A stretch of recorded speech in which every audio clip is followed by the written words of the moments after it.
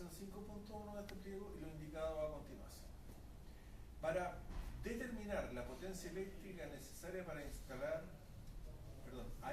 para la iluminación de locales comerciales e industriales, se deberá tener en cuenta el nivel de iluminación requerido, el tipo de fuente luminosa que se empleará y el área del recinto por iluminar.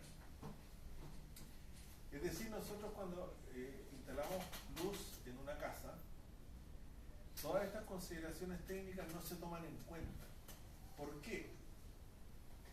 Porque me ha tocado usuarios o clientes que, por ejemplo, en el living quieren una luz tenue y prefieren instalar luz cálida. Esta es luz fría, porque es blanca. La otra es más amarilla, más anaranjada. Y es una luz cálida. Entonces el cliente dice, bueno, en realidad el cliente no, la cliente. Porque de verdad que son las mujeres las que eligen el tipo de ambiente. El hombre paga, la mujer elige todo lo que tiene que ver con la parte estética.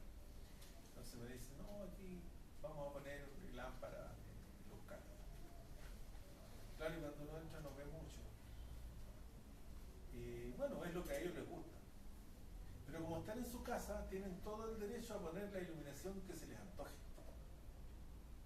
No hay una regla. Entonces, estas condiciones técnicas no aplican para una casa. Así como me ha tocado en casa también, que en una habitación, ¿cierto? La habitación matrimonial, pusieron, si parecía que estaba al sol, la cantidad de luces, no sé para qué, pero tenían hartas luces. Y luces blancas.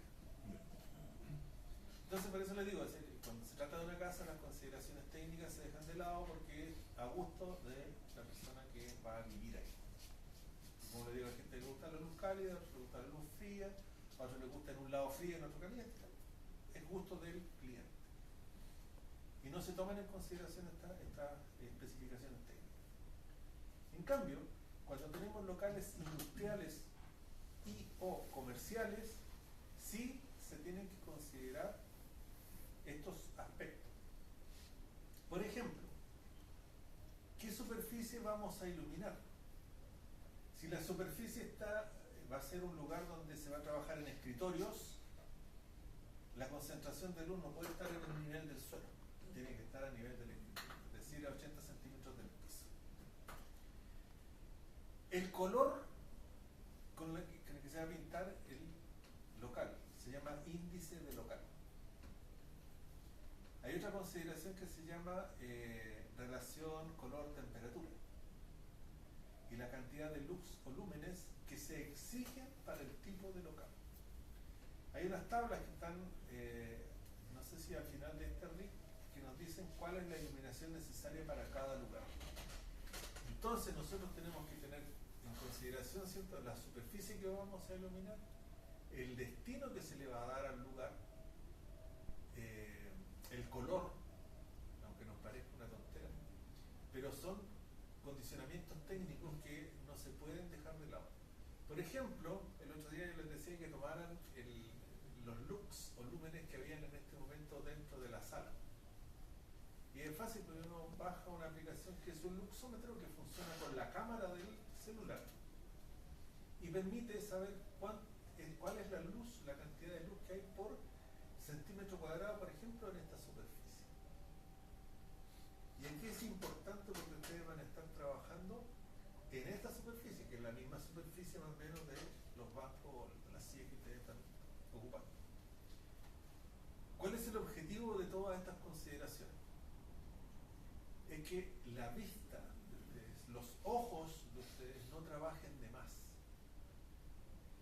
También es importante el tipo de luminaria que se va a colocar. Porque, por ejemplo, el tubo fluorescente, que es muy bueno para algunos lugares, para este es muy malo. ¿Por qué es muy malo? Porque al tener una bobina, el reactor o balas que tienen los equipos fluorescentes, produce una vibración. Entonces, esa vibración no es una vibración lumínica. A veces también produce vibración mecánica, que uno lo escucha. Sí. vibración lumínica que produce hace que el ojo trabaje mucho más. El ojo humano es un mecanismo maravilloso que está regulando, tiene un fotómetro tan exacto que regula la cantidad de luz que entra al ojo para que uno vea bien. Entonces ese fotómetro es el iris del ojo, que se abre y se cierra según la cantidad de luz que hay. Entonces, ¿qué pasa? Que si nosotros tenemos esa vibración, el ojo va a estar vibrando a la misma velocidad de la vibración del equipo fluorescente. Entonces va a estar así. O sea, mucho más rápido que esto. Para igualar, pero en sentido contrario, la vibración del equipo. Es decir, esta vibración lumínica significa que en un momento la luz aumenta y en el momento siguiente disminuye, aumenta, disminuye. Y está así constantemente. Nosotros en forma consciente no lo notamos, pero el ojo sí. Y el ojo empieza a trabajar haciendo lo mismo, pero en sentido contrario. Cuando aumenta la luz, se cierra. Cuando disminuye la luz, se abre.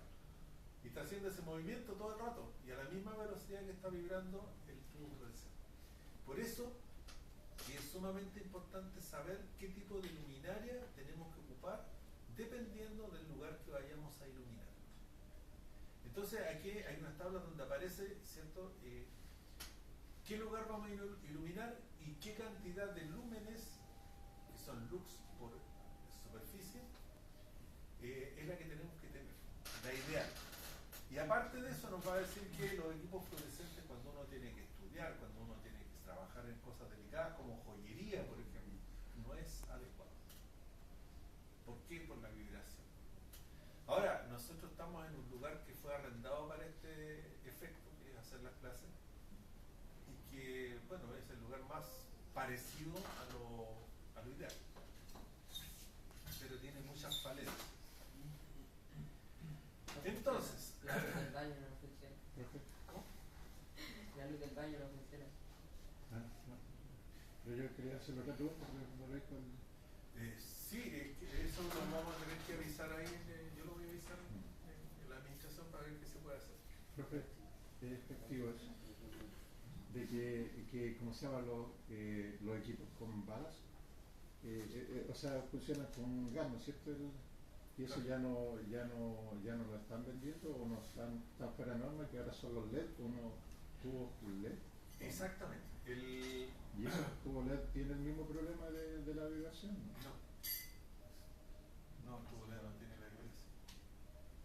¿Y ese tubo LED no funciona con balas? O sea, No, es directo. Se conecta a 220 volts. Porque hoy tiene un transformador interno. El invento de Nikola Tesla consistía en que es un tubo, ¿cierto? Y en su interior tiene polvo de mercurio. El polvo de mercurio es un agente cancerígeno, por si acaso. Entonces, en cada punta tiene un filamento. Un filamento acá, un filamento acá. Entonces, ¿qué pasa? Cuando uno enciende el tubo, estos filamentos empiezan a calentar el polvo de mercurio y lo gasifican. Al gasificarse se ioniza, ¿cierto? Y la luz que está en cada uno de los filamentos se transmite a través del polvo de mercurio, en este caso el gas de mercurio. Ese es el principio de funcionamiento. Ahora, para que esto funcione tiene un ballast, que es un reactor, es una bobina que baja el voltaje y sube la corriente. Entonces, y además tiene un aparato que se llama partidor. Entonces, cuando la corriente sube, el partidor, que lo que hace, la absorbe. Y cuando se llena, la dispara. Y eso hace que se ionice completamente. Ahora lo hace varias veces hasta que queda encendido. Pero ese es el principio del funcionamiento del tubo fluorescente. Y necesita esos elementos externos como el ballast y el partidor. Pero durante muchos años esta iluminación fue mucho mejor que la iluminación con ampolleta incandescente, con una resistencia, el micrón, en la lección de níquel y cromo. Pero con el tiempo, ¿cierto?, la tecnología va avanzando y siempre hay personas que investigan respecto de eso. Y se dieron cuenta que esa vibración se llama efecto estroboscópico. Y durante, no sé si todavía se usará, porque hace mucho tiempo que no veo una discoteca, se usaba en las discotecas, y era el cortasilueta, el famoso cortasilueta que uno se veía como en cámara lenta, un robot, al reloj. Y ese es el efecto estroboscópico, y lo produce en forma natural el tubo fluorescente. Ahora, en las discotecas el efecto estroboscópico lo aumentaron, ¿cierto? Y es mucho más notorio, porque es más lento. O sea, aumentan el efecto pero bajan la velocidad. El cortocircuito acá es muy rapidísimo el movimiento. Allá es tac, tac, tac, tac, tac. Pero cuando eso funciona, uno se ve como que estuviera en cámara lenta o que estuviera moviéndose en forma extraña. Eso se usaba mucho en las discotecas, como les digo, hace mucho tiempo que no voy a una discoteca, así que no tengo idea si se ocupa todavía o no. Todavía queda. Pero en la industria igual usan esas luces estroboscópicas para detectar las fallas en equipos mecánicos, cardanes, usan la luz estroboscópica. El estroboscopio se ocupa para poner a punto los vehículos, porque apuntan, ¿cierto?, donde está la correa de distribución, y cuando está en su punto, la correa se ve como detenida. Sí. Se ve como que estuviera detenida y se ve un punto donde le indica a uno exactamente que está en el lugar exacto el avance del motor. También, como dice, para detectar fallas en los cardanes o en los cigüeñales, también se ocupa esa luz estroboscópica que tiene una cierta frecuencia que tiene que coincidir con el movimiento, y si no coincide no se ve como tiene que verse. Es un instrumento óptico y ese efecto se utiliza para distintas cosas, pero en este momento, cuando nosotros estamos tratando de aprender un poquito de electricidad, no nos sirve de nada, es más, nos perjudica. Así que si cuando llegan a la casa tienen un poquito de dolor de cabeza, es el culpable, no yo. ¿Ustedes ya no lo venden eso o igual lo venden? La verdad es que no sé, yo no he visto que vendan equipos fluorescentes. Lo que sí he visto es que venden muchos equipos LED, porque el tubo es similar en apariencia, pero tiene una mejor iluminación, no necesita palas, no necesita partidor, y bueno, se ocupan las mismas canoas, pero el equipo es diferente y, como digo, tiene mejor resultado lumínico. ¿Sí? ¿Y es plástico también el material? Sí, es plástico. Sí. No hay problema que a veces te caen los tubos, quedan más fuertes, te caen y se revientan lo que sale el polvo, y estos no son plásticos. Plástico, sí. Sí. Y aparte de eso, cuando se cae un tubo fluorescente, uno tiene que alejarse lo más posible hasta que se deposite en el suelo todo el polvo del mercurio que quedó en suspensión. Sí. Porque cuando cae, se revienta y el polvo se levanta. Entonces uno tiene que irse lejito. O sea, se aspira, en ese caso, para limpiar, se aspira, porque barrer va a levantar más. Exacto. Ya. El seguro para Miguel. Claro, Tengo para Miguel.